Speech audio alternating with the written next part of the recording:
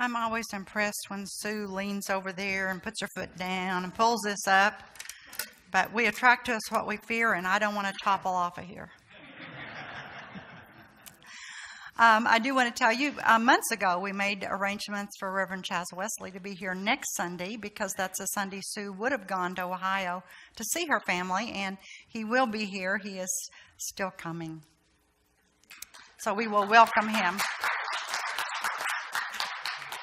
I'll tell him he got a standing ovation that he was coming. He'll be thrilled. On the light side, only in America do people order a double cheeseburger, a large fry, and a Diet Coke.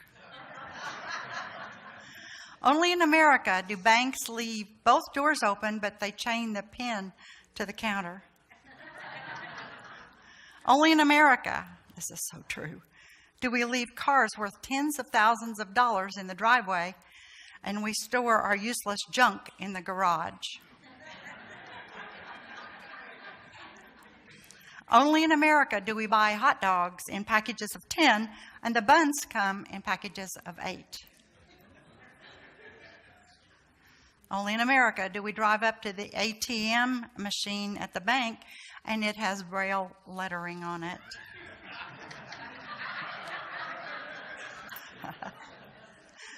Those funnies were from Reverend Chris Chenoweth.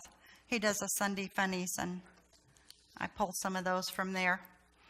This Sunday, though, our topic is peace. We're in the second week of Advent.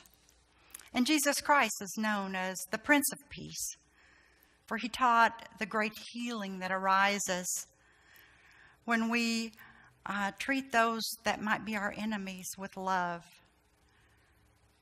And we treat others as we want to be treated ourselves. He cared for the poor and the sick, and he understood that we are all one holy family.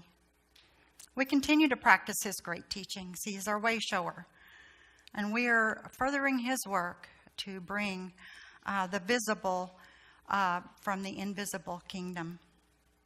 He spoke of a world of universal peace. We know that peace is possible because it lives and dwells within each and every one of us. In each person's heart is the potential to be an agent for awakening peace on the planet. Yes, we know the peace is possible because it lives and dwells within us. Last week we talked about hope, that we see Jesus as one who is desiring to awaken us to our divinity, to our innate power and our ultimate truth. He said things like, the kingdom of God is within you. The kingdom of God is at hand, here and now. It is the Father's good pleasure to give you the kingdom. The Father and I are one.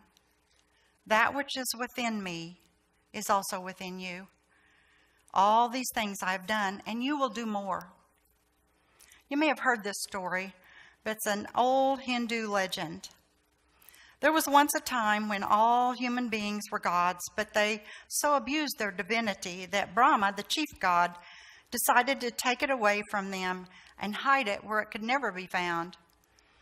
Where to hide the divinity was the question. So Brahma called a council of the gods to help him decide. "Let's bury it deep in the earth," said the gods. But Brahma answered, "No, that will not work because humans will dig into the earth and find it." And then the gods said, "Well, let's sink it in the deepest ocean." But Brahma said, "No, not there, for they will learn to dive into the ocean and find it." Then the gods said, "Let's take it to the top of a highest mountain and hide it there." But once again, Brahma said, "No, that will not do either, because they will eventually climb every mountain and once again find their divinity." Then the gods gave up and said, "We do not know where to hide it, because it seems there's no place on earth or in the sea that humans will not eventually reach." Brahma thought for a long time and then said, "Here is what we will do. We will hide their divinity deep in the center of their own being, for humans will never look for it there." All the gods agreed that this was the perfect hiding place, and the deed was done. And since that time, humans have been going up and down the earth, digging, diving, climbing, and exploring, searching for that which is already within them. Charles Fillmore, our co-founder of Unity, describes in The Revealing Word the metaphysical meaning of the Prince of Peace. He said Jesus is the Prince of Peace. When asking the Father for that which belongs to the Son under the divine law, man should assume the power and dignity of the Prince of Peace. He should not crawl and cringe before an imaginary king on a throne, but rather feel that he is the image of the invisible being who created him to represent his mightiness as well as his loving kindness. We should affirm with conviction those mighty words of Jesus. All authority has been given to me in heaven and on earth. And Charles Fillmore describes peace as harmony and tranquility derived from the awareness of our Christ consciousness. Peace I leave with you, my peace I give to you, comes from John 14:27. Steadfast affirmations of peace will harmonize the whole body and open the way to attainment of health conditions in mind and body. Charles goes on, until world peace is based on the divine law of love, and this law incorporated into the pact of peace as well as into our minds of those who sign the pact, there will be no permanent peace. So today we search for peace. I chose Silent Night because of the beautiful words of Peace on Earth. The affirmative lyrics, all is calm, all is bright, is a reminder that no matter the circumstances, the situations, no matter the conditions, no matter the darkness we're dealing with, all is calm, all is bright. Jesus calmed the stormy sea by saying, "Peace, be still." Have you ever uttered those words? Sometimes they come out of us, "Peace, be still." And sometimes it's, "Peace, be still." We can maintain calm in the storms around us by holding to the higher truth of who we are in our own consciousness. Although we may dearly want external circumstances to change, we become peace by knowing stillness in spite of chaos. Jesus often went up to the mountain to pray. He sought higher spiritual ground. When we take time apart to know peace, we show up as peace for our brothers and our sisters in the world. The storm is calmed as we return to our situations centered in peace. We think of Jesus as the light of the world, but he said we were as well. His message to us, "You are the light of the world." When we sing "All is bright," we remember that even during the dark times in our lives, the inner light shines. When we connect with it, we bring forth it to brighten the world with love, enthusiasm, creativity, joy, and understanding. We release sense of struggles as we allow inner peace to carry us safely through any storm. We unite as one when we allow that inner light to shine forth. Let all is calm, all is bright be your affirmation this holiday season, and you will feel the peace and the light of Christ fill you and bless you. Very often, the concept of peace is described on the absence of something, no bad stuff happening. Nations are said to be at peace when the bombs are no longer falling or the bullets are not flying. One measuring stick for peace is no outward aggression or conflict. The underlying stresses, though, and the tension are not addressed. We do much the same in our personal lives. We seek peace in terms of no outward conflict in our families, with our children, our parents, our friends, our co-workers, our neighbors. We may also define peace as no bad news, no unexpected bills, no ill health, no unexpected complaints. How often we simply long for peace and quiet, the absence of noise. But this is not the peace intended by our wayshore, Jesus Christ, who said in John 14:27, "Peace I leave with you, my peace I give to you." Peace from outer turmoil is just at best a respite. a temporary escape from the realities that challenge all living things. Sooner or later, we'll be interrupted by the dishwasher being on the fritz, by a broken bone, a disturbing medical diagnosis, a fender bender, misunderstanding with a neighbor, the sink in the kitchen of the church leaking while they're trying to fix lunch for the munchkins, and there's a wedding reception the next day. Or when, like me, you haven't prepared a complete meal for decades, and for some reason, I've invited 11 people to dinner this evening. It's no secret I go to Weight Watchers every week, and I've been a lifetime member many lifetimes, and my aim is to become a lifetime member again. And this week at the meeting, the leader discussed outer stress and inner stress. The outer stress we may not have much control over. The inner stress, it's our choice how we respond. Bernie told us about a man in her Joplin group that said he categorizes stress by his button. What button? The button on his shirt. He says if it's outside the button, he has no control. If it's on the other side of the button, that's where his control and his choice come into play. The peace about which Jesus spoke and the peace proclaimed by angelic hosts in Luke's gospel is a much deeper peace, an enduring peace. It's a state of mind that does not wane even in spite of crisis and in the midst of crisis. And it's not something that comes to us or settles upon us. It comes from within us.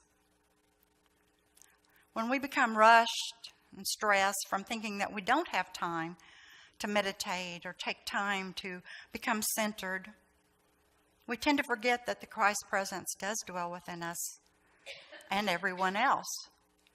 The world reflects back to us what we are projecting, be it stress or be it peace.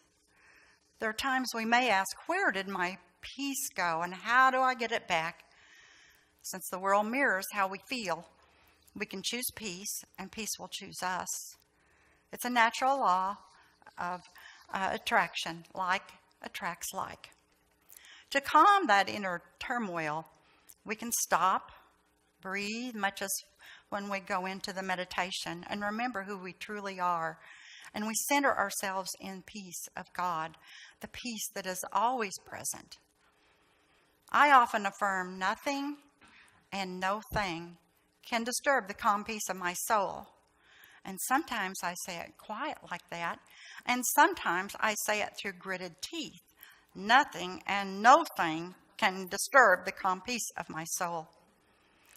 I've spoken about our inner peace, the peace that passes all understanding, but what about being peace? I repeat, Jesus said, that which is within me is also within you. All these things I have done and you will do more.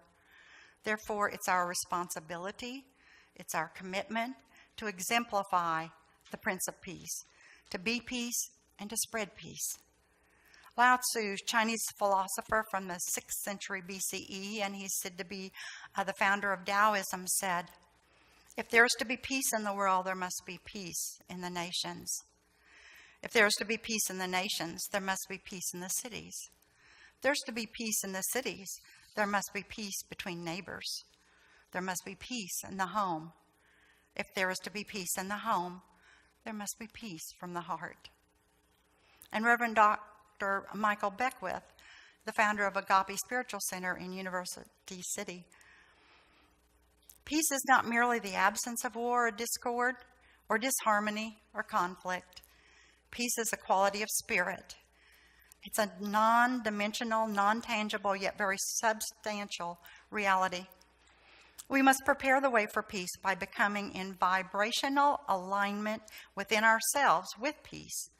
For whatever it is that we prepare for energetically, vibrationally, we literally create the conditions for its emergence, for its manifestation, for it to come from invisibility.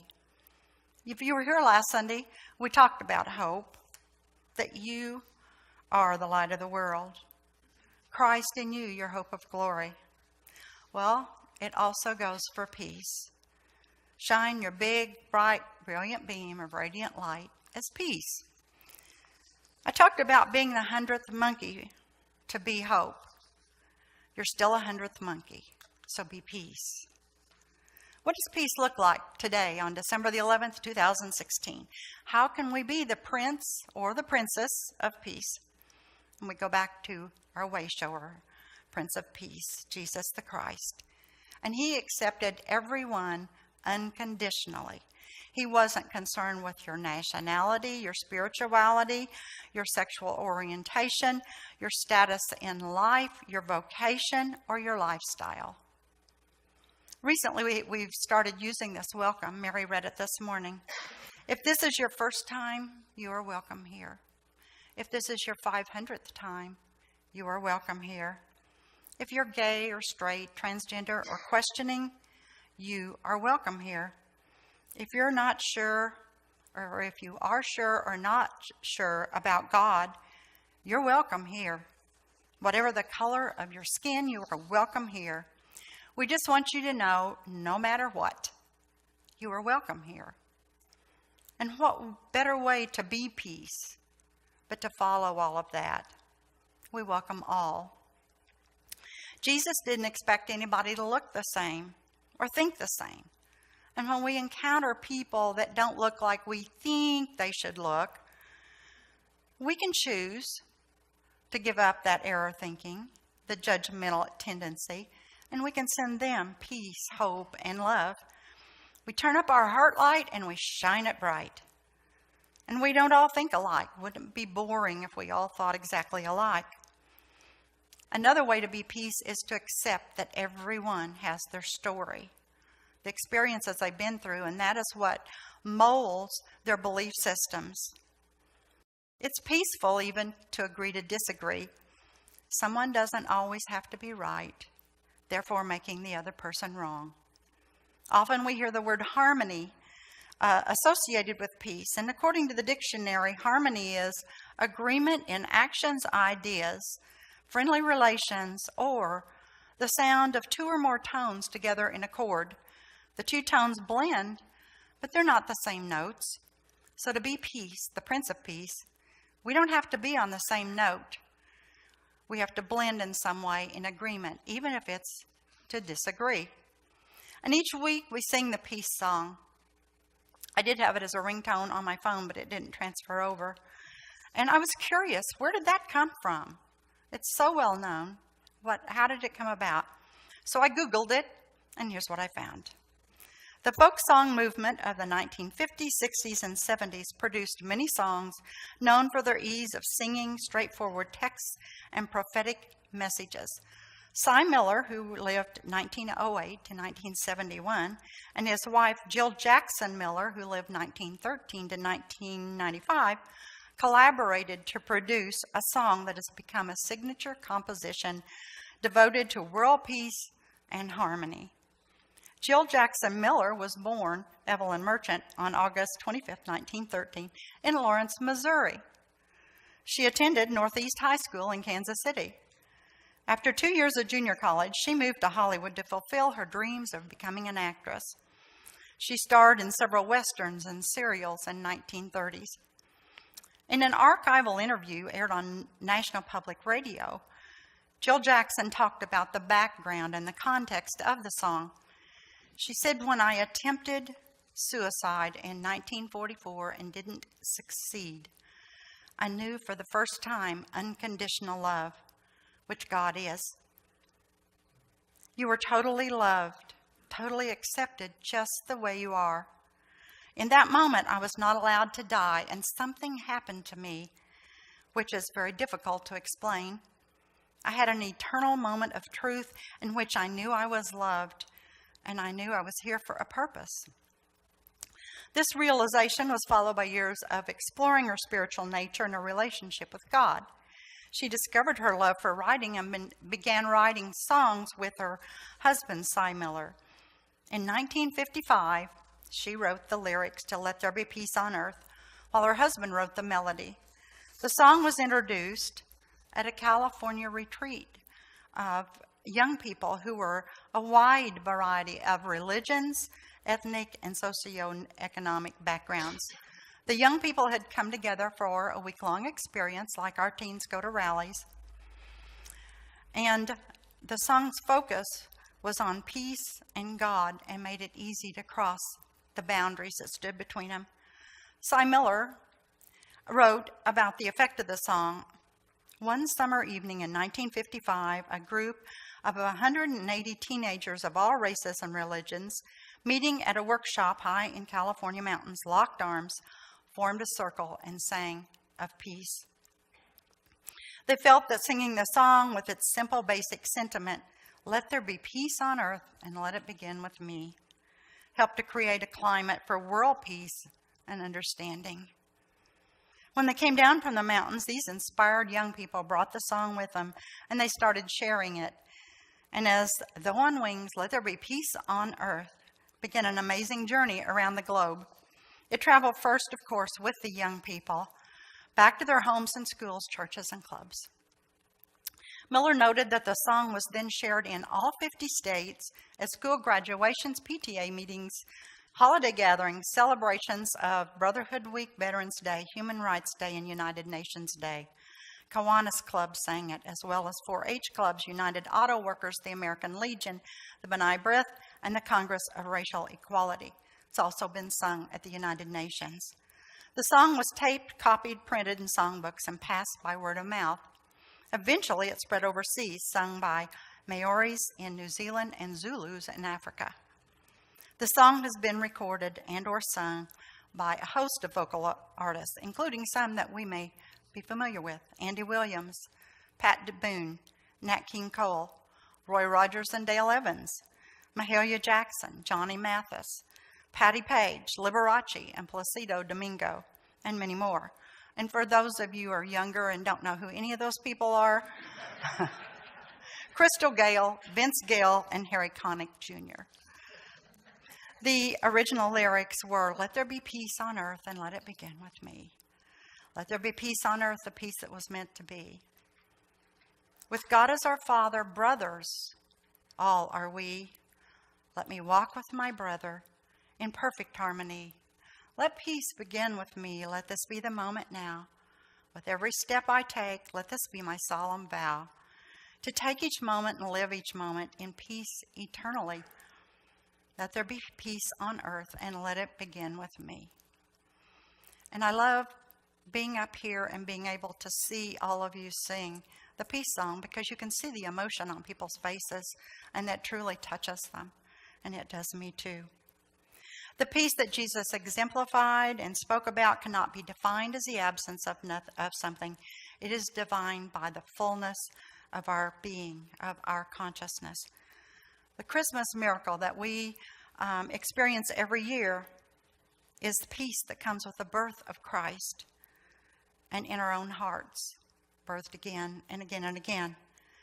It's a birth of the Christ within that enables us to know peace worthy of those angelic proclamations. It's a wholeness that gives us peace, empowers us to be peacemakers. Each of us is truly a peacemaker. It inspires us to echo from the depths of our being, "Glory to God in the highest, and peace on earth, goodwill toward men." Jesus said, "Peace I leave with you, my peace I give to you, not as the world gives do I give you. Do not let your heart be troubled, nor let it be fearful. Peace is within you. It always has been. It always will be." And again, as we return our awareness back to the example of Jesus, the Prince of Peace, and we return our centeredness to our consciousness of peace. At the close of the service, we have been saying St. Francis of Assisi's prayer, and we're saying it in the first person, "I am."